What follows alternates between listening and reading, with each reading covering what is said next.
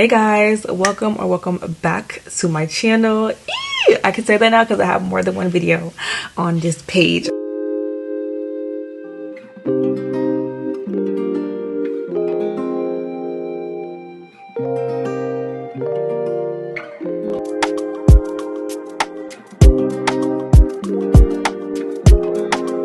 If you're new here, my name is Titi. I'm finally back with a makeup tutorial focusing on all things underpainting. If you're loving the outcome of my base makeup, or if you're interested in a step-by-step breakdown on how to underpaint on your own, then stay tuned. Underpainting, let's get into it. Underpainting is a technique where you're painting on your concealer, your bronzer, your blush prior to your foundation. So instead of going in with foundation all over the face first and then everything else on top, you're going in with everything else first and then foundation comes later, ultimately allowing you to achieve a flawless base despite going in with the minimal product, which is perfect, especially if you're heavy-handed or if you prefer to go in with full coverage products. You're gonna avoid looking cakey with this technique. Step one will always be your SPFs and your primers. I'm not sure how crazy this looks, but I've been going in with this sample size of the Lancome UV Expert Aqua Gel Defense 50 Plus sunscreen. Hands down one of the best primers I've used in a very long time, and the fact that it's infused with SPF so I don't have to go in with SPF on top of it. I love this stuff. Very prone to oily skin, so any SPF that can protect my skin while also controlling my oil is a favorite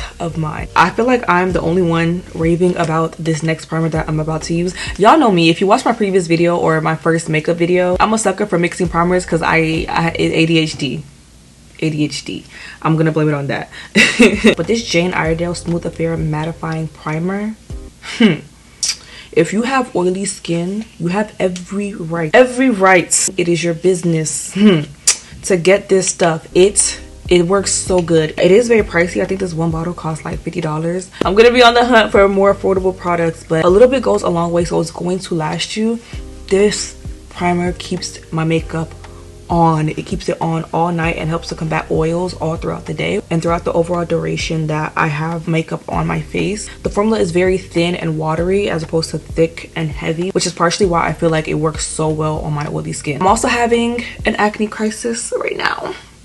I want to say it's diet, not even I want to say, it is diet based. My diet has not been the best as of late and I'm suffering the consequences of that. So to help combat my very enlarged pores, especially in this area of my face, I'm going to go in with a little bit of the Smashbox Original Photo Fish Smooth and Blur Primer. It's like a velvet matte.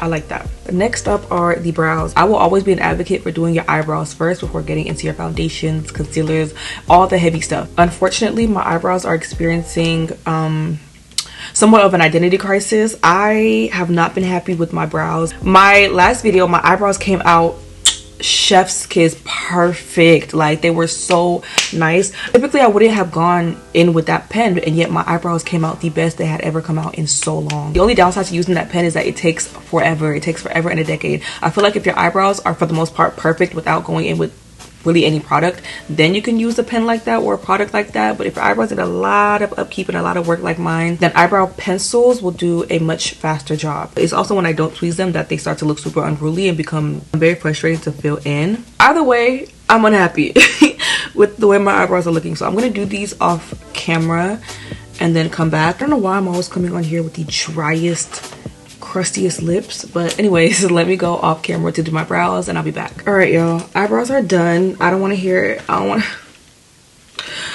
to hear it. I also like to go ahead and knock out cleaning up my brows as well. So I'll be going in with the Too Faced Born This Way concealers in the shade Toffee as well as Chai. When I clean up my brows, I like to focus the bulk of the product towards the end or the tail of my eyebrow. You really want to do this entire process with a light hand, but especially when you get to the front. I hate this brow so much. Now for the fun part, underpainting. Step one is to go in with your concealer, your cream and liquid blushes, along with your cream or stick bronzers. And the reason I classify all of this as step one is because it's up to you the order you go in with each product, because what matters more is the order that you blend each product. I like for my concealers to be able to sit and get tacky, so because of that I like to go in with concealers first. To show just how full coverage of a base you can achieve with underpainting with a minimal foundation, I still have acne, I still have all these dark spots. I will not be going in with a drop of color corrector. Stay tuned till the end. You will see minimal to no dark spots showing through. So first, going in with the shade Toffee of the Too Faced Born This Way concealer, I'm going to place this directly underneath my eye, down the sides of my nose, creating a shape of a triangle. The biggest pet peeve or downside to having a nose piercing while also being a lover of makeup is how makeup gets all in, on, and around my piercing. And most of the time, because I'm still not used to having this on my face, I forget to clean my piercing before I leave the house, and so now I'm walking around with a dusty looking nose ring. This is a very high coverage concealer, so you don't need too much. I made sure to go in with a very thin layer of the product, and to be honest, I could have gone in with less. Next, I'll be going in with the same concealer in the shade Maple. This is my newest addition. Typically, I don't go in with concealers this light, but the undertones are perfect, and I feel like it just adds the nicest touch of pop to my under eye. Only in the inner eye corner. Like so, like that. Next up is bronzer and or contour. To this day, I swear by the Black Radiance Stick Foundation. I use this for years and years, but I feel like it may be breaking me out. I'm not sure if it's because the formula is expired or because I'm just very acne prone now. As a result, I've since switched to cream bronzers and contours, including the main one that I'll be using today by e.l.f. This is their putty bronzer in the shade Sun Kiss. The undertones are Chef's Kiss. I absolutely love it, and I'll be picking it up and applying it with the e.l.f. Putty blush brush. When it comes to underpainting, you want to make sure you're applying full coverage products because you're not going in with foundation. All your coverage is coming in from the accessory products you're applying on top: your concealer, your bronzer, your blushes, all those good things. I like to apply this directly below and slightly above my cheekbone. I also like to focus this on the perimeter of my forehead and really all along my hairline. To add additional depth, I'll be going in with the Juvia's Place cream bronzers in the shade Espresso. This is a very deep bronzer shade, so I only apply it to the very highest points of where I applied the original bronzer. Keeping the products very high coverage, I'm going in with Juvia's Place liquid blushes. If you have never tried these blushes, girl, this was made, quite literally made for deep skin. The pigmentation is insane, which makes it perfect for underpainting. If you're known to have a heavy hand when it comes to bronzers, when it comes to blushes, even when it comes to concealers, the beauty of the way that I underpaint is that I always blend my concealer last. So even though once I blend out this blush, it'll look crazy and very pigmented and strong, by the time I blend my concealer over top, everything will blend and balance out. So this is in the shade Perky Poppy. I'm also going in with the shade Marigold on top. Marigold reminds me of the last season of The Umbrella Academy that just came out. The season wasn't as good as previous season, but that series, 10 out of 10. And before we blend, lastly going in with concealer on my chin and my forehead. I like to apply the concealer on my chin and forehead last because I don't care for as much coverage in these two spots as I care for it underneath my eyes. And I like to apply it right above the center of my brow and just a little bit right between my brows. This is 100% a trust the process kind of look, but once everything is blended, it'll all come together. Depending on how far up I bring my bronzer determines the order that I blend. Typically, I blend out my bronzer and then my blush and then my concealer. As of late, because of how far up I apply my bronzer, I've been blending out my blush first, then my bronzer, and then my concealer. Either method works as long as you're blending that concealer last. I do like to wet my brushes with setting spray before I go into blend. Any spray will do, even water will do, but lately I'm going in with the Jane Iredale Hydration Mist. I'll be interchanging between two brushes, both by e.l.f. One being the e.l.f. Putty Bronzer Brush, and then the other being the e.l.f. Putty Primer Brush. Clearly, I'm a fan of the e.l.f. Putty Brush Collection. Blend, I like to pat it in place, focusing on that deeper shade for blending it up onto my temples, wiping off the excess, and then blending out that lighter shade, bringing it towards my nose and slightly upwards underneath the eyes. Again, in place, and then slightly upwards. And if you're only going in with one shade, tapping off the excess is not necessary. I want to preserve some of that marigold before following up with my other brush and packing it and patting it in place. Crazy. To blend out my bronzer, I'll be going in with the Kaleidos.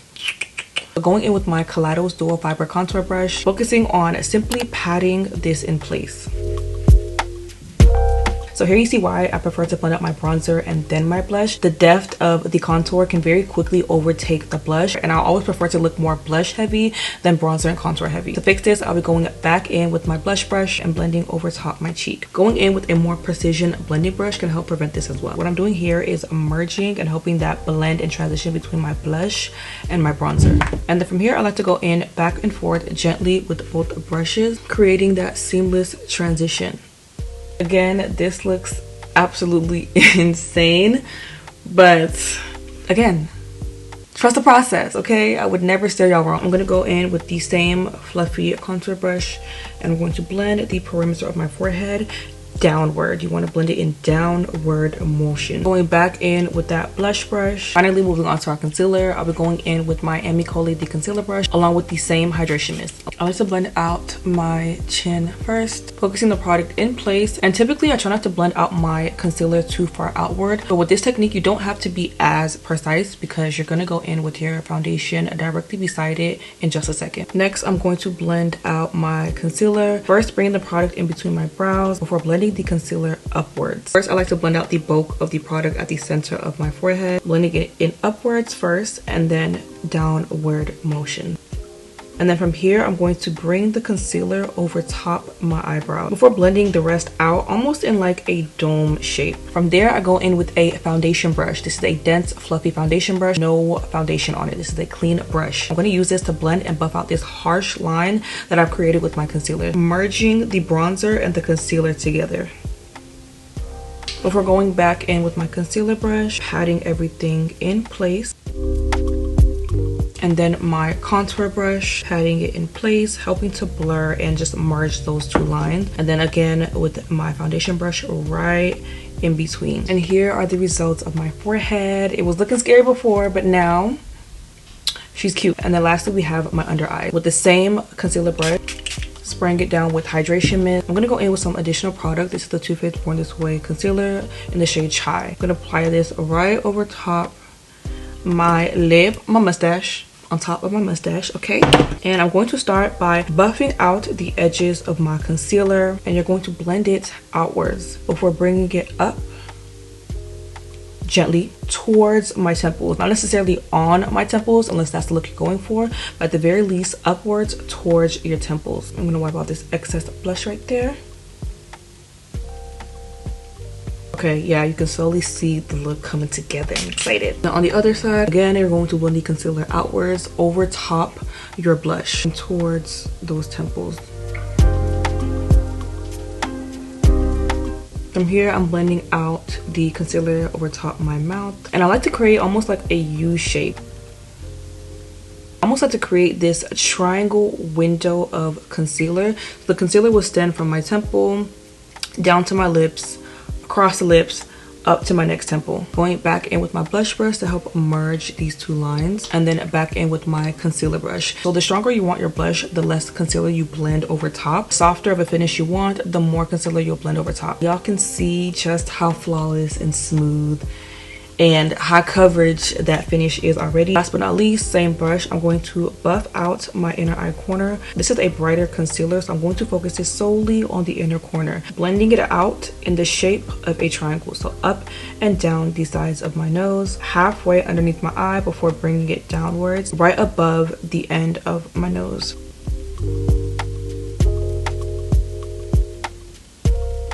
And with the product that's left over, I like to apply this on the bridge and the remainder of my nose.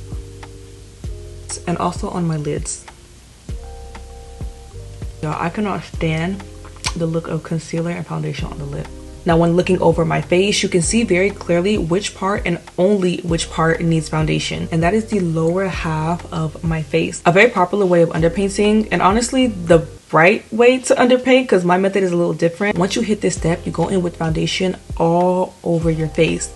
We're not doing that. The idea of that sounds crazy to me. No, you wouldn't have to go in with as much foundation, but also the meticulous work that goes into blending foundation all over an already made up face, the meticulousness of it all. I'm just not a fan. So instead, I like to apply foundation only on the lower portion of my face. I recently and finally got my hands on this Danessa Myricks blurring balm. I got it in the shade 9.5, which technically isn't my shade. It pulls very red. I have very neutral to golden undertone, so anything warmer than a golden undertone is way too warm for me, and even a straight up golden undertone is pushing it for me. I need that balance between the neutral and golden. But I have tried this a couple times now, and I love the finish. I love the blendability. I love the coverage. It is 100% worth the hype. I just can't wait for her to further extend her shade range. Going back in with the same foundation brush, this is the Amicole, the complexion brush. I especially love using this brush because even though it's big and dense, it's flattened but also pointed, making it nice and easy to blend directly underneath this line that we created with our bronzer. So pushing the brush into the balm, you can see here just how warm of a product it pulls, but the formula is so good, it makes it worth it. I'm going to focus on patting this on the lower half of my face, including the edges of the concealer that I applied on my chin. Right now, I don't need you.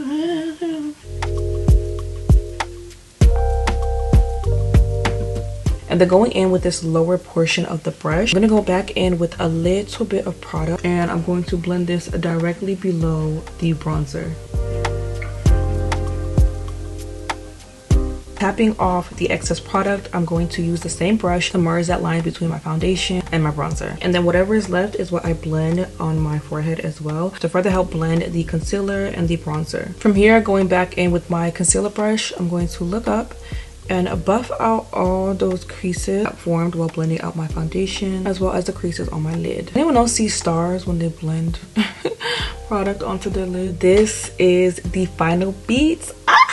Here is the entire beat. Of course, I'm gonna go in and set everything in place, but y'all look at how seamless, blended, full coverage my base is despite only going in with foundation on the lower half of my face. I absolutely love this technique, and once you get the hang of it, you realize that you're even able to do your makeup faster. And again, to my acne babes, full coverage. There is not a single dark spot in sight, and y'all saw just how severe and heavy it was, especially on this side of my face. Gone. A full face underpainting tutorial that is dark spot, acne, and beginner friendly. Stay tuned for a very soon to come part 2 where I show you how to set everything in place. If you enjoyed this video, be sure to leave a like down below, but also be sure to subscribe to stay up to date with all my latest uploads. Also comment down below what makeup looks and techniques you'd like to see next. Bye guys. If you were to see the back of my head right now, Jesus, it's a scary sight to see.